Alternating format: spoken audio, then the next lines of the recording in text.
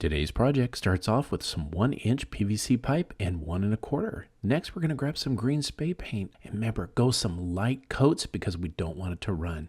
Next thing we're going to do is take that 1 1/4-inch PVC pipe and we're going to just pound it into the ground. We don't want to hit it too hard because it is PVC and it will crack. We're going to need one on each side of the sidewalk. What we're going to do is then take the 1-inch PVC pipe that was painted and we're going to insert that in. That way it's easy to stand up. Using some 90-degree elbows, we're going to put those on the sides and we're going to make us an archway across the sidewalk. Then we're going to grab some garland. I got 50 foot here, and we're going to start at the bottom and we're going to zip tie it because we want it to make sure that it stays right in place. Now, do remember, we have 50 foot of this, so don't go light.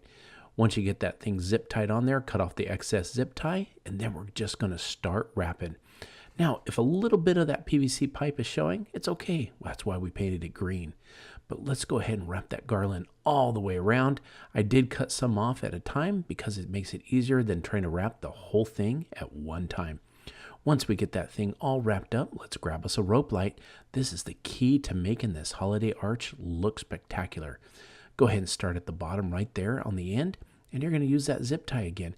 Make sure the white part of the rope light is showing. That is where the lights are going to shine. What we want to do is just use the zip ties as sparingly as possible. And you're going to make the design as much as you want, any type and any kind you want.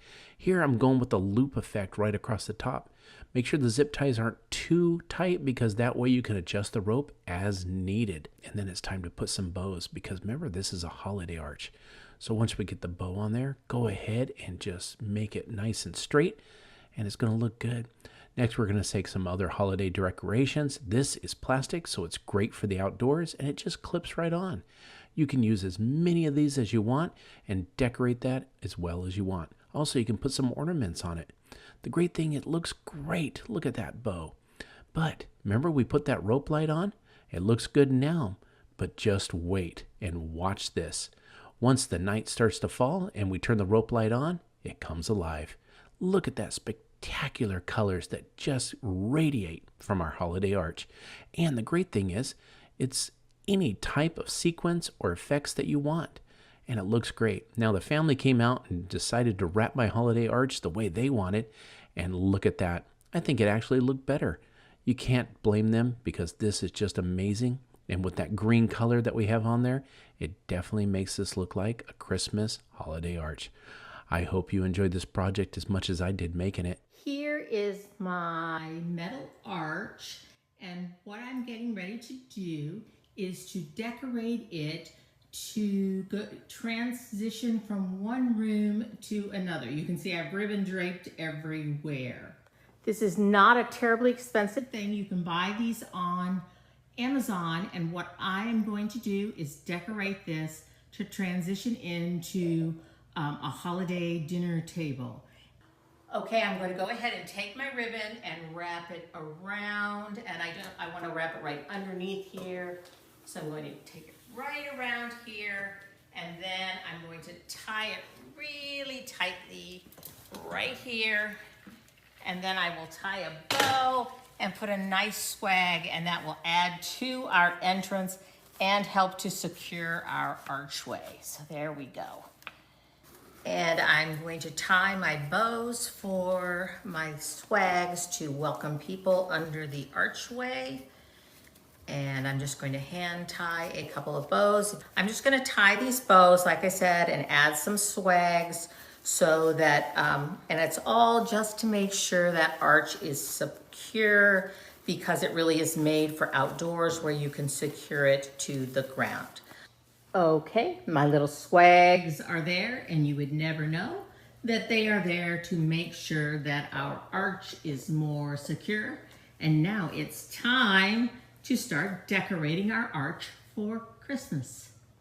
Okay, I'm going to start with garland, and I'm just going to put my garland right, and I lost a pine cone, but that's okay, it will get added. And I'm gonna put my garland right along here. And this is the kind of garland that these stems are kind of wiry. So if I don't need to use these pipe cleaners, I won't. That way I'm also covering up the white frame a little bit. And I'm just gonna twist these around it. That's why this garland with the wiry stems is really good for this. And you can decorate this, I mean, I'm adding plaid ribbon, but you could add any color, you know, if you're using red velvet this year or a black and white buffalo check, you can add anything. Now I've added one more piece of garland, and this one actually does have some mistletoe. These are little mistletoe berries up here. And then I'm just going to start adding some more greenery to enhance it. Now this is what I mean about the ones that are not wiry. This is going to have to be attached with some pipe cleaners. But I really like this. It's plastic, but it's so lush. So I'm going to and we're just gonna make this look really full, almost like it's a tree is arched over top of you. And I'm just going to use my pipe cleaner and just make this really full. And I have a piece for the other side too. Actually, I have a piece for across the top that I can use also. So that's what you do, is you just go around and fill in. See, I'm just gonna fill in that hole like so. Anywhere you feel like you have a hole. And now it's looking pretty good. Okay, I have all of the greenery that I wanna have on here, and now I'm gonna add some shatterproof ornaments. I'm just going to feed a pipe cleaner through them, and they're always so much prettier when you add them in clusters. So I'm gonna add 2 or 3 at a time. I'm gonna take them. Oh, and one little tip I have is always take some hot glue and glue those little tops on. If not, they love to pop right off. And then I'm going to go and feed the pipe cleaners right down through the greenery and attach them. And if they are not long enough, you can just extend the pipe cleaners by adding another pipe cleaner to them. And that'll add a nice pop of color and the reflection. And this will be a great place for guests to take pictures too. So that's all you need to do to add your ornaments. I'm gonna go ahead and add a whole bunch more ornaments to it, and then I'll show you the final product. So there you have it, coming or going. You have a beautiful Christmas archway. Again, you have these swags on either side that don't tell, those are helping to hold our arch, and it's laden with artificial evergreens. And you're gonna walk over the little Christmas entry to a Christmas table. And then when we turn around, you're going to see this beautiful arch, all decorated for Christmas with big, beautiful ornaments. So there's lots of detail to it with holly and the ornaments. But there you are. So if you have something grand planned this holiday season, this might be something that you want to think about, or even for future holidays. All I need is a trash bag and some paper from the recycle bin for this amazing fall project. I'm going to fill my bag with some leftover foam that I have from another project, but I could also fill it with packing paper or peanuts or even bubble wrap and get the same effect. I want to pack the foam in until the bag is completely full, and I want to try and keep it in somewhat of a round shape. I want to gather the top and start wrapping some painter's tape around that. With the same painter's tape, I want to give the bulk of the bag a little shape. I'm going to attach the tape to either the top or the bottom of the bag and then pull it tightly around the sides. I'm going to do this 6 or 7 times until I go all the way around the bag. To create the paste I want to use for the paper mache, I'm going to mix together just regular white flour and some water. I'm going to keep mixing it until I get a thick paste, making sure all of the flour is mixed in. I've grabbed some newsprint from the recycle bin, and before I start working on the pumpkin, I want to rip the newsprint into strips. This is going to make things move much more quickly once I get my hands covered in paste. With everything ready, it's time to start covering the trash bag with the paste and paper. I'm going to start by laying a piece of the newsprint in the paste, and then I'm just going to use my fingers to wipe off any excess. Once the paper is pasted up, I can lay it right onto the trash bag and it's going to dry in place. I'm going to keep doing this until the entire trash bag is covered in 2 layers of this paper and paste mixture. Now that everything is completely covered and all the paste in the paper is dry, it's time to paint it. I'm going to cover the entire pumpkin with this orange color that I created as a custom mix. I also want to paint the stem brown. The stem's actually going to be covered up, but I do want it brown in case any of the paper shows through later. To finish off the paint, I want to mix a little bit of this mustard color in for the second layer. The mixing of the yellow and the orange is going to help to give the pumpkin a more authentic look. With the pumpkin dry and painted, I want to use some brown glaze just to add a few lines around the pumpkin.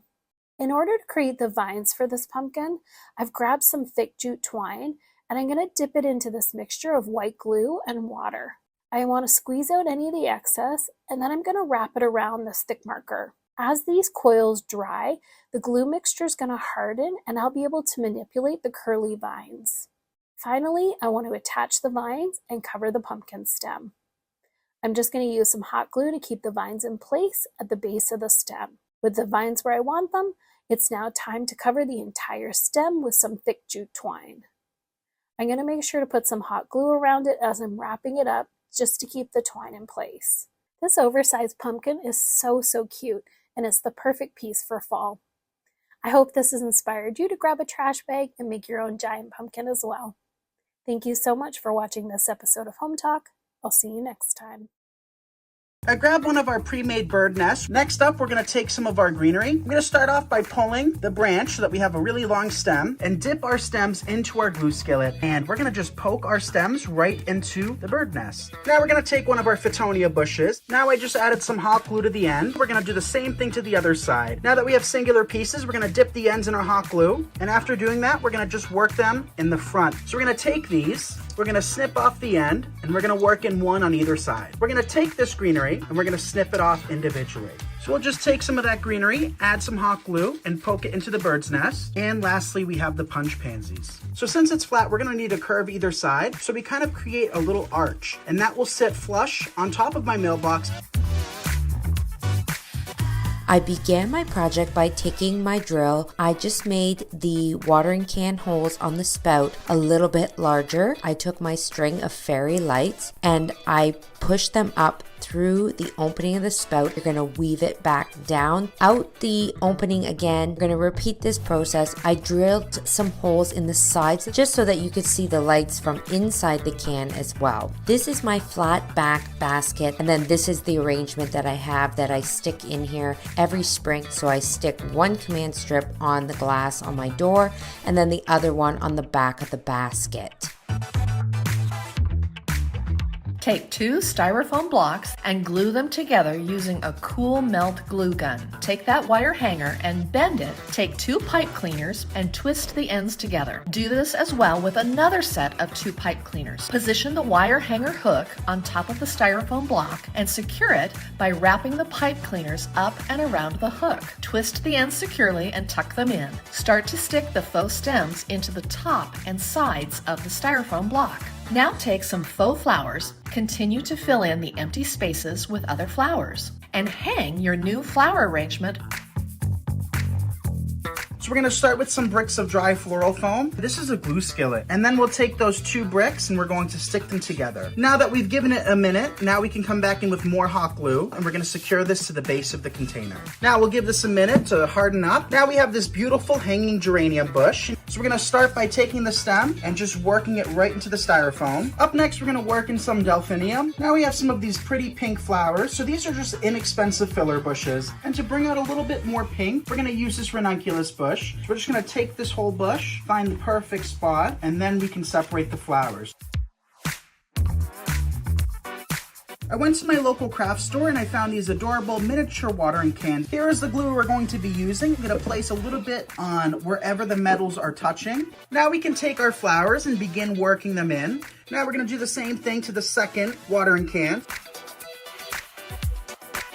I'm just going to start working on adding these flowers. I'm going to add some hot glue. I'm just going to work those all out like that. I'm going to go with the next one, and I'm going to go around. I'm going to get my wire cutters and cut some of these apart, and then I'm going to try and put it right where I want it. And I'm just going to try and wire right in the base. Cut these ends. I'm going to turn this back over and do the same thing on the other side of the nest. There are hooks on our little birds.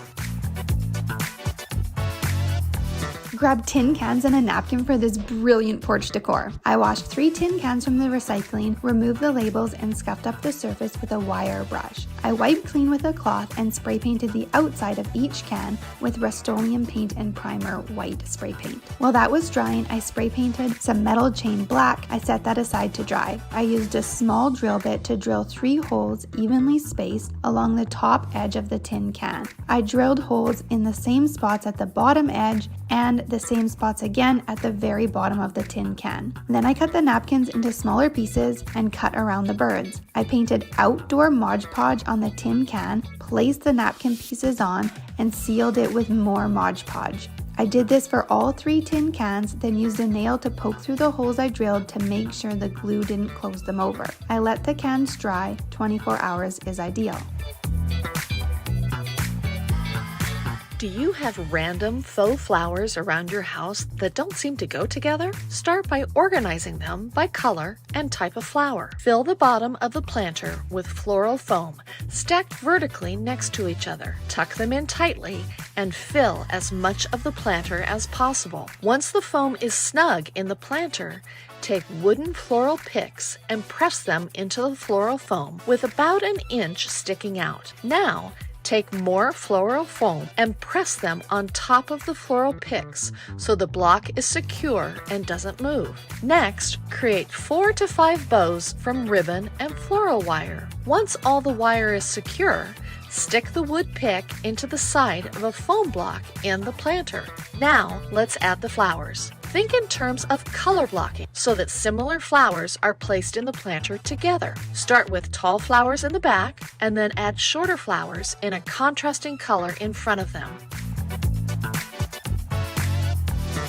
Now you want to make sure that your glass bowls are very clean. So I'm just pull it from the edge, and I'm going to take a gray Crayola crayon and I am going to draw right on my bowl. The next step is you want to take some silver glitter glue, and I'm going to paint my jar with the glitter glue in a crosshatch pattern. I'm going to be using these out of doors, so you definitely have to use some kind of a sealer. The next thing I'm going to do is take some fairy lights and put them right down inside of my jar. I grabbed 2 hanging baskets and liners from Dollar Tree for this epic garden project. I unclipped the chains off of one of the baskets and placed the liners in each basket.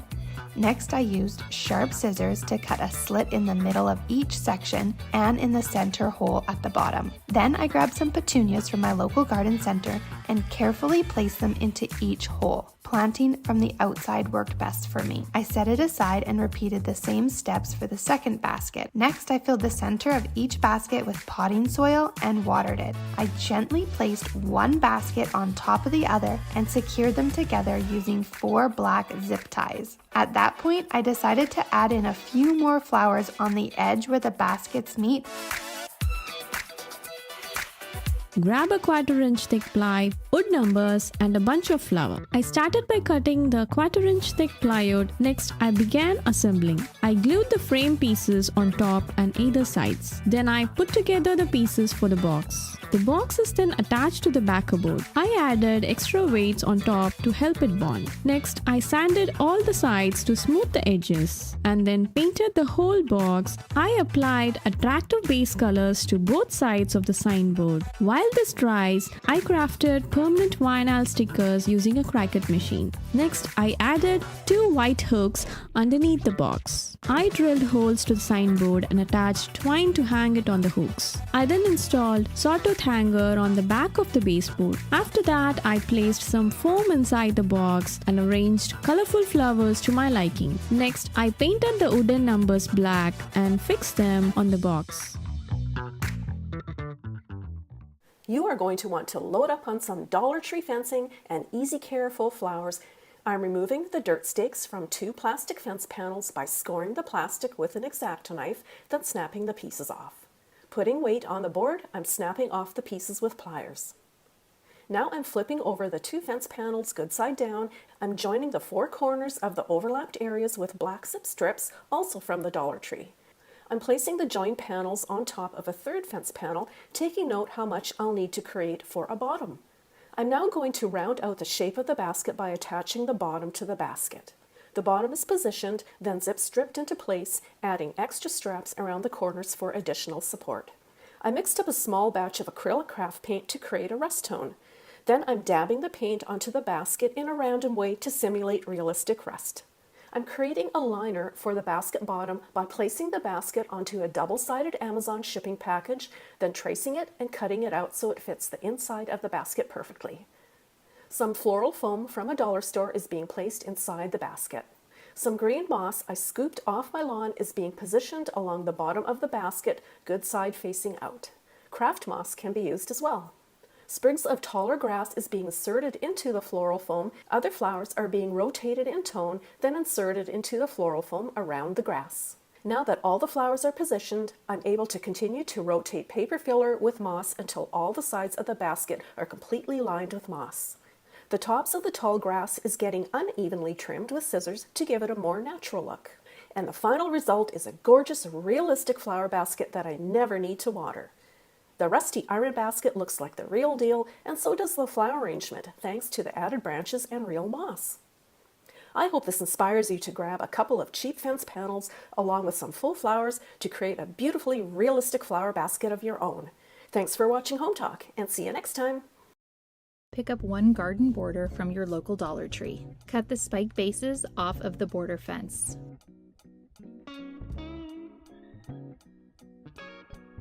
Add small black zip ties to attach the wreath form to the border fence. Wrap the border fence with small twinkle lights all the way around.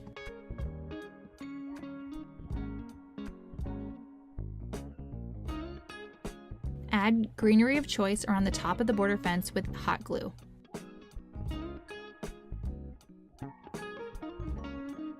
There you have it, a cheap way to create your own boho-inspired pendant light for your home for less than $10. I hope this inspired you to try this DIY home decor project. Thanks for watching Home Talk, and see you next time.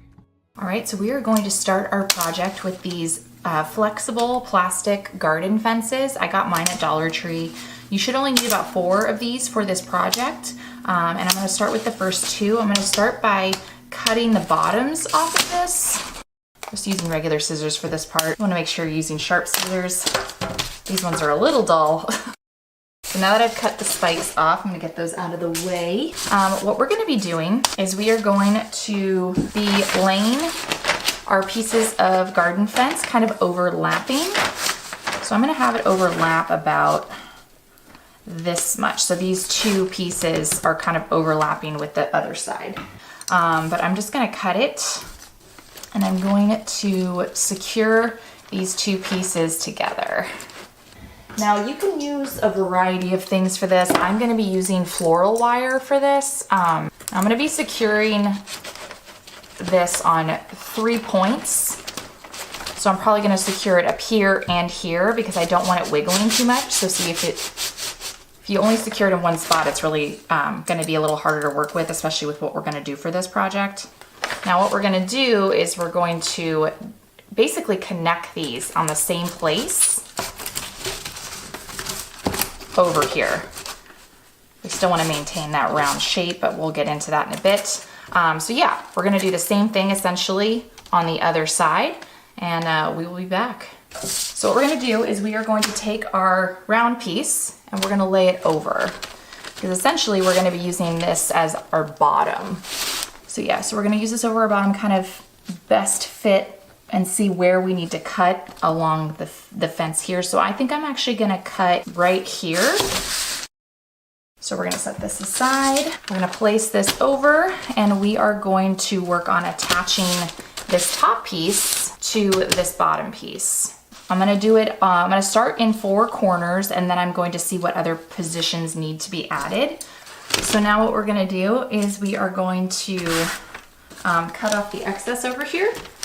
So if you can see, we have a little bit of excess here. I'm gonna flip this over. I'm just gonna make sure I cut off as much of it as I can. There we go.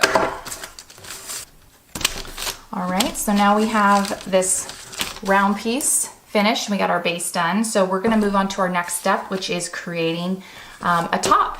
All right, for this next step, we're gonna take our fourth piece of fence and we are going to essentially be separating it. So I'm gonna cut down the middle first just to make it a little easier to work with. Okay, so we are gonna start by using this bottom half piece and we're gonna cut the spikes off again like we did on the last couple of fences for the basket. And so we're gonna keep this side nice and we're gonna cut right above this little guy right here, this little piece. And we're gonna go straight across. Okay, so we have this piece already. I'm gonna put it on this to the side so we can work on the other one. For this piece, we are going to cut across, but we are gonna cut across this top part. We're gonna get rid of the little spiky guys and the little hoops. So what we're gonna do for this part is we are just gonna lay them on top of one another and we're just gonna secure them in place with our wire. So pulling out my handy dandy wire again. We're gonna do the same thing we did to secure the other part of our basket. So stay tuned, we will be back when this is all secured together and reinforced with our wire. We're gonna do it exactly the same way. We just want these two pieces to stay attached. All right, so this is now secured. So we are going to attach this piece to our lower part with the wire, and then we are going to attach it on the other side. So it's gonna become a basket. All right, so now that this is all attached, we are going to add a coat of some of my Rust-Oleum chalked linen white. You can paint this obviously any color you want, but I want to give it kind of an aged rustic vibe. So I'm going to be using a normal brush and probably a foam brush for this step. We're just going to start applying our paint. And like I said, we want this to kind of look a little rustic, so it doesn't need to be perfectly coated, but we're gonna cover the entire thing and we'll let it dry. All right, so now we've let the paint dry for our basket and I'm gonna add my own little spin to this. So you can stop at this point if you'd like, but I'm going to be adding some twine to my basket in certain areas just to give it like a really nice decorative accent and also to keep the basket in the position that I want it to be. So first I'm going to start with the sides of my handles. But I want to kind of, like I said, reinforce this so it doesn't go anywhere, but also kind of give it like a rustic look. And so I'm probably gonna have to ball up my twine a little bit just so it's easier to work with. Essentially, I'm just gonna try and kind of cover up this area. So I'm gonna go ahead and keep wrapping my twine, so we will be back when we're ready to move on to the next step. So now that I've wrapped the top and the sides with the twine, so we're gonna take this and we are gonna go put it out on my screened-in porch for where it's gonna live.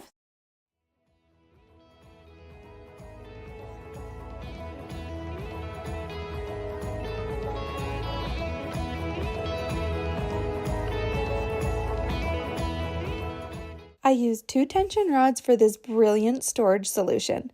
I placed them between my washing machine and wall, which is an awkward, unused space. I made sure they were both level, and then I got a piece of wood to fit on top. I trimmed another scrap piece of wood for the front, and I used a brad nailer to secure them together. I grabbed shelf liner from the dollar store and stuck it to the wood to make it look like one large thick board.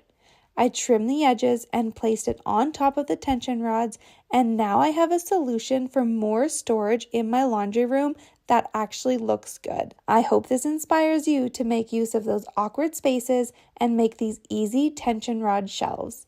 I've got a laundry problem, too much to do and nowhere to store it. So I'm gonna head down to my hardware store and I'm gonna grab some good lumber, a 1x3 and 1x2s. Make sure you get them pretty straight.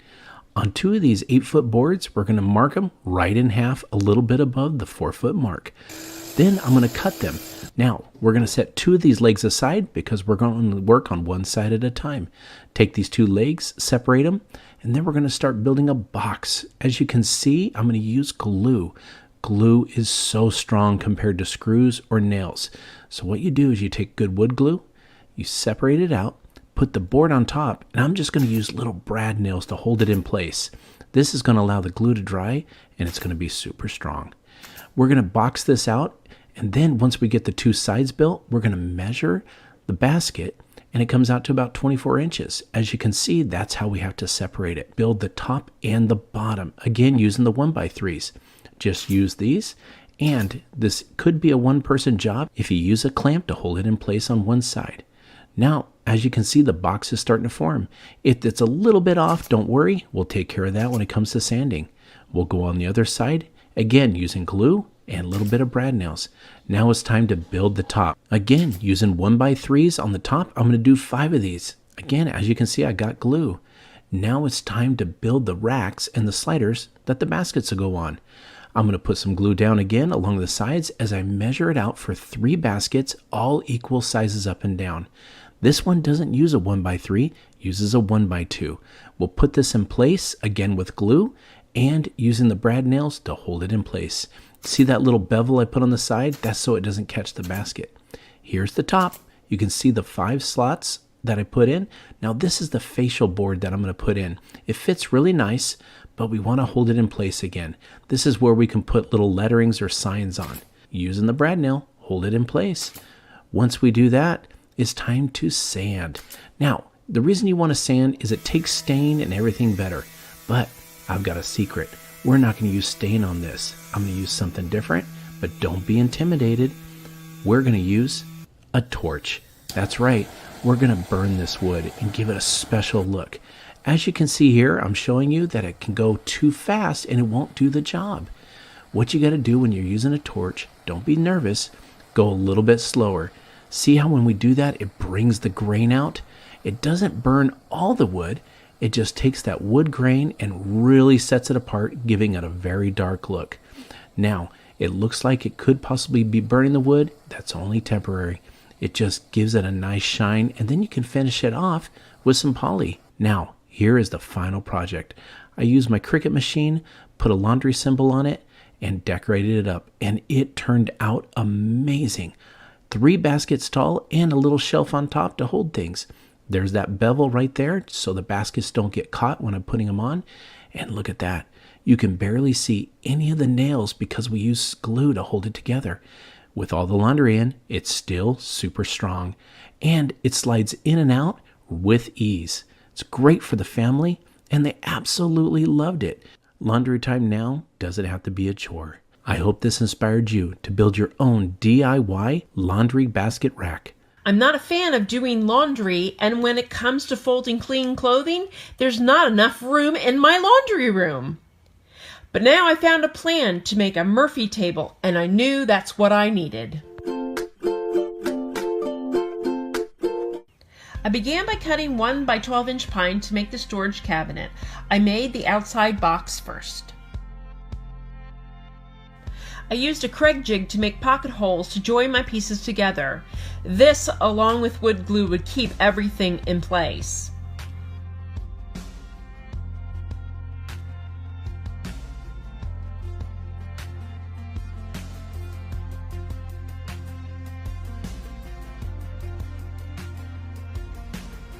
I measured for my shelves, marking and cutting them to fit, and screwed them in place.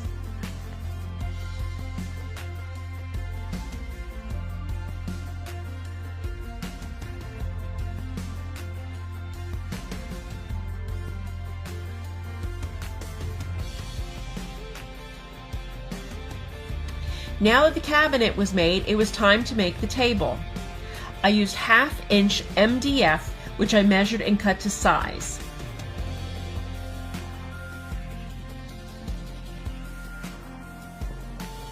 I attached a piece of 1x2 to the bottom of the MDF with glue and brads. I also made the legs for the table out of 1x2s. I painted the entire cabinet gray using paint from another project.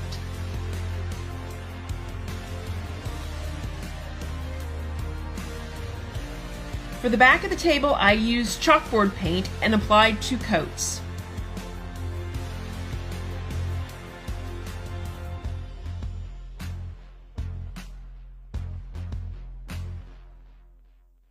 When it was dry, I flipped the table over and applied wallpaper to the other side. This would be my tabletop.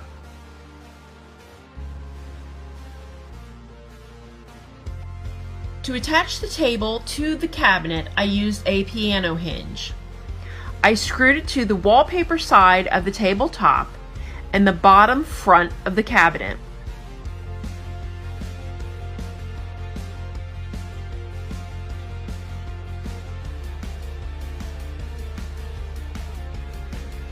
I used another hinge and attached it to the top of the blackboard side and to the top of the legs. For the back of the cabinet, I attached a 1/4-inch piece of plywood. The cabinet was very heavy, so I used a French cleat as my hanger. There are 2 pieces, and one screws into the back of the cabinet and then one screwed into the wall. Where I wanted to place the cabinet, there were no studs available, so I drilled holes and put in plastic anchors.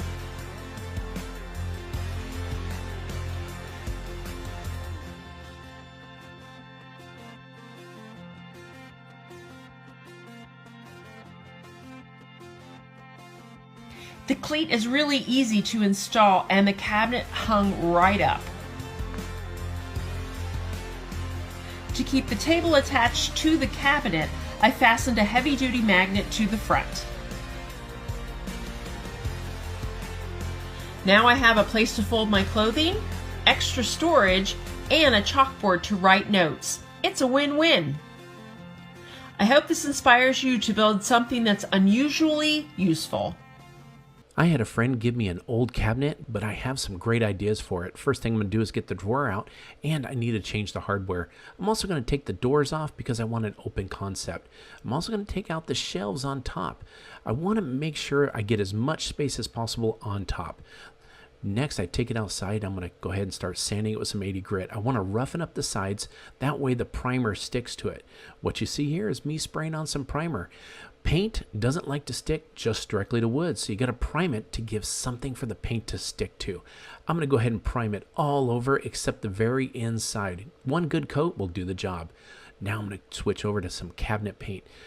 Don't skimp on this. You want some good quality cabinet paint. Once you get that on, let it dry, and I'm going to put 3 coats on. That's going to make it really nice and durable. Once the paint is on, I'm going to switch over to some brick paneling. It's easy to cut. I'm going to mark it, and I'm going to start placing this on the inside of the top cabinet there. I can put it in place. I use some glue and some staples to hold it down. Once I get that in place, I'm going to cut out a little square. Now here's a surprise. I'm going to cut this out, and what I'm going to install once it's removed is an electrical box. I'm going to go ahead and wire up some switches and outlets. They're easy to do. I can just follow directions right off the internet. Once I get that light switch and that electrical box installed, I'm going to put a white cover. It kind of blends in with the cabinet top, and it's flat, and I use the box size to make it look really nice when it's put in place. Next, I put an outlet box on the top for a light. Look at that, it's looking really good, and I got this light off Amazon. Next, I'm going to go back to the drawer, and I'm going to put on some good hardware. I got 3 coats on this drawer also, and it looks really good. Put that in place, and it's time to stick it inside. I'm going to put a bulb in, and I got this cool neon coffee sign. I'm going to set that up there. And then I'm also going to go ahead to the Dollar Tree and buy some decor. All these mugs and baskets. And I'm going to put my coffee maker in place. And look at this cool holder I got for all my pods.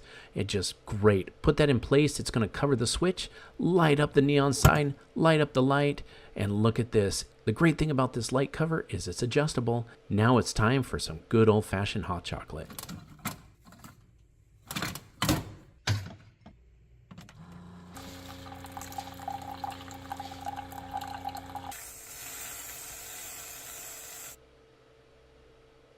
Once I get that all brewed up, oh, look how amazing this turned out. I took a 70-year-old cabinet, and with some love and some patience, I made it look great. And I love the industrial look, and I hope you do too, especially with that neon sign in the back. I think it turned out beautiful.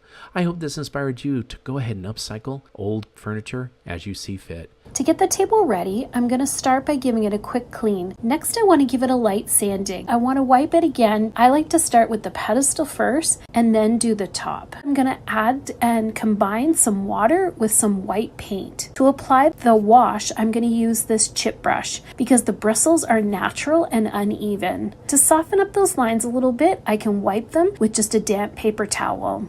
I absolutely love how pretty this table is now and how much the lighter color changes its look. Grab your hot glue gun. I'm going to start at one end of the mold and fill it slowly with the glue. The first mold is dry now, so I'm going to go ahead and peel it out. I can trim off any little strings and overflow. I'm going to give it 2 coats of a creamy white paint. Some all-purpose glue on the back of each one will be enough to adhere it to the furniture piece. I'm going to paint them using the same paint that I used on the stand. So I'm going to put a layer of clear, soft wax all over everything. I'm going to use some dark wax and a small brush to push it into all of those little details. And do a little sanding around the edges just to add some faux age. It was so easy to add such pretty details with some hot glue and a couple of molds. Drawn a line straight down the middle of the drawers, and I'm going to use a red and a blue paint. When the first colour has dried, I then take the other colour and paint on top of it. Then take your spray bottle and spritz over the wet paint,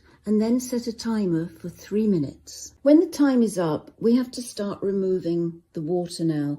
And I use a toilet roll. Now I'm moving on to the top of the dresser, and I've split the top in half. Now all my drawers are done and dry, and I'm taking a stencil and some modelling paste and applying it to the stencil. I finished off the dresser by doing the stencil again on the top, and here it is. I hope you enjoyed this and you're inspired to have a go at this crazy technique. I'm giving this little side table a makeover. So the first thing I'm going to do is actually give it a coat of black paint. Now I've taken some creamy white paint and I've added water to it. I've ripped up some newspaper and I'm going to apply some of this paint. Taking pieces of the scrunched up paper, I press it into the paint and wiggle it around. Keep repeating the process until you get to the end. Now the tabletop is dry, I'm going to use this stencil. I'm going to give it 2 coats of this gloss decorator's varnish. Here's my finished tabletop. I think it looks quite effective. It's a very easy technique to do.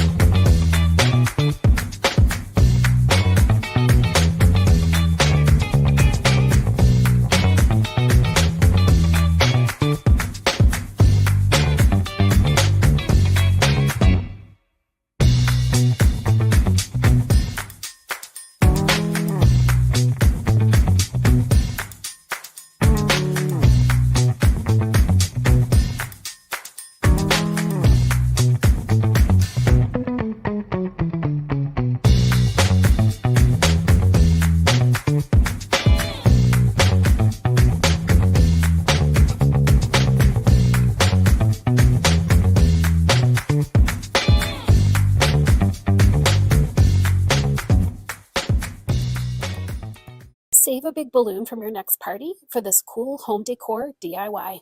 To start this project, I've blown up the balloon and I need to get my paste and paper ready. Paper mache paste is really easy to make. It's just flour and water. For the paper, I'm using some flyers that I don't need, and I want to rip them into different size pieces.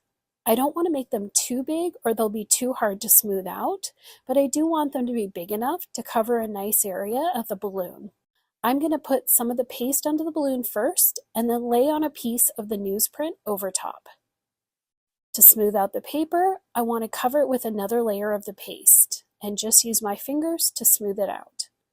I'm going to keep doing this as I work my way around and over the entire balloon. I have made sure though to leave the top of the balloon uncovered so that I can make an opening to my vase later on. While the paste is drying, I want to make the neck of the vase. I'm going to use these clear plastic sheets that I have, and I've gone ahead and taped 2 together.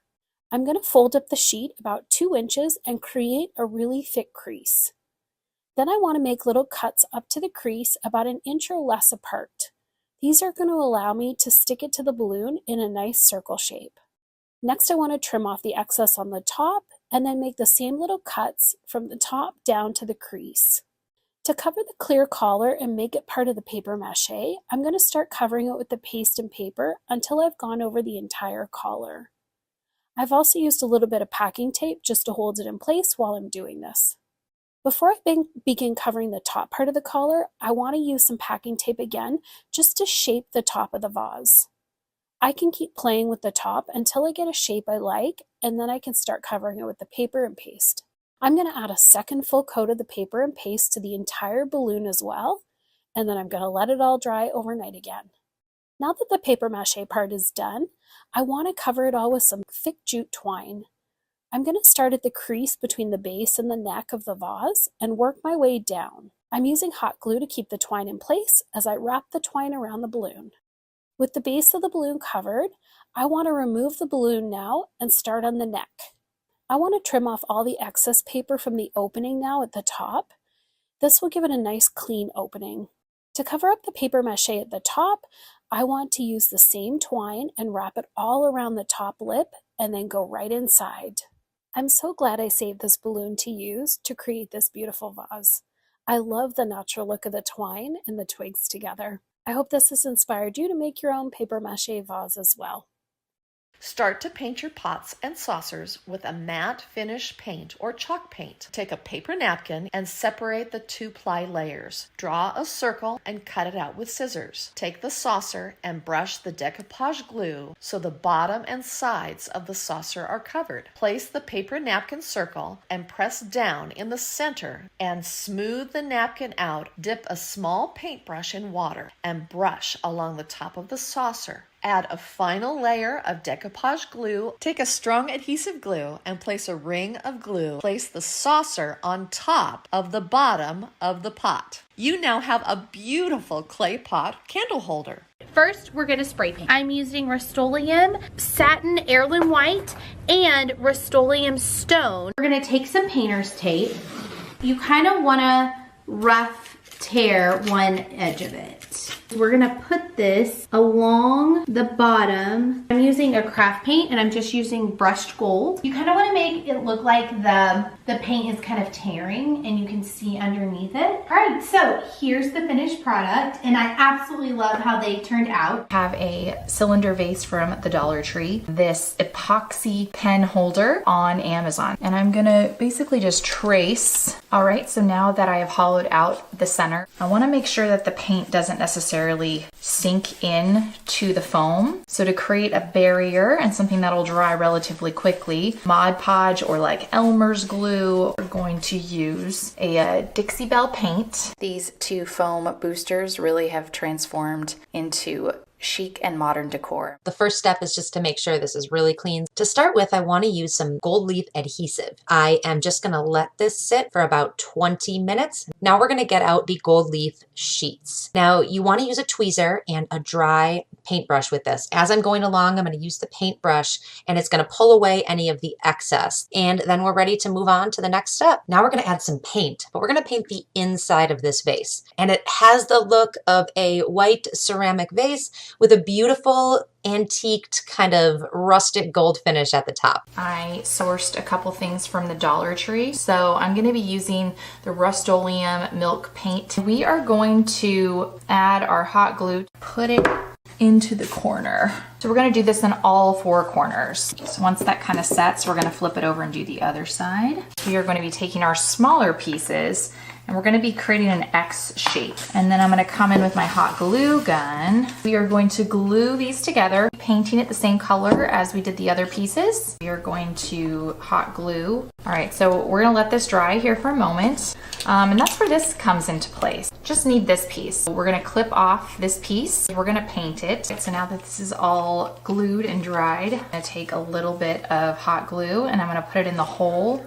Now that we've attached the tumbling tower pieces, so I can go over the edges. And here's the finished product of my chic distressed farmhouse lantern. I really love how it came together. I took this fleecy fabric softener plastic container and then using an X-Acto knife, I just cut off the top portion. Next, I'm going to take some craft paper. I'm scrunching it up to create like a really rough texture and then I'm going to tape it on where I need tape to hold in place and just cut out my handle and then wrapping that again in masking tape. When I'm done with this, I'm going to create my paper mache, and what I'm going to do is I'm just going to rip the envelopes up into tiny little pieces. Then I'm going to add just a little bit of water before I turn on my blender. So I lay out the Mod Podge and then I just grab a handful of the slurry and I just spread it around onto my plastic container. I let it set for a full day and this is my finished vase here. The next time you are at a thrift store, pick up some inexpensive wicker baskets. Dip the paintbrush in the paint and then pounce. Take the brush and lightly brush the paint onto the basket in the main direction of the basket weave. This basket finish looks fantastic, styled with flowers or green plants. Take a wicker basket with a very light finish. Spray paint the basket in light layers with an oil-rubbed bronze color. Let the basket dry completely. Paint in light layers. You will notice that the paint dries very fast between layers because there is actually very little paint used. I hope this inspired you to give inexpensive wicker baskets an updated look with paint.